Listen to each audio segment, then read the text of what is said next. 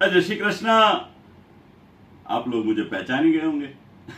जी हाँ, मैं हूं नवीन पारिक, एक बिजनेसमैन। बिजनेस એટલે કે व्यापार। और अगर व्यापार की बात करें तो मुझे मेरे बापूजी की एक बात याद आती है। वो मुझे हमेशा कहा करते थे कि बेटा, बिजनेस करे ना तो एकदम ईमानदारी से करना। बिजनेस में कभी किसी को धोखा मत देना, क्योंकि बिजनेस भी एक परिवार की तरह होता है। તમને લોકોને ખબર છે बिजनेस એટલે કે व्यापार और परिवार में क्या तफावत है, क्या फर्क है? मैं बताता हूं। नियत का फर्क है।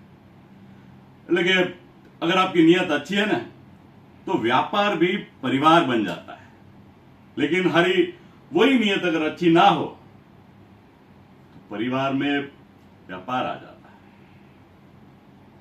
है। लेकिन આપણું ऐसा नहीं है, मेरा ऐसा नहीं है। बरसों से बिजनेस कर रहा हूं, પાક્કો કાઠિયાવાડી છું, પાક્કો। અને આપણો એક જ નિયમ છે બાપુ કે જે થાકી જાય એ મારો રસ્તો નહીં હો, અને જે તૂટી જાય એ મારો રિશ્તો નહીં। શું કહો? જય શ્રી કૃષ્ણ।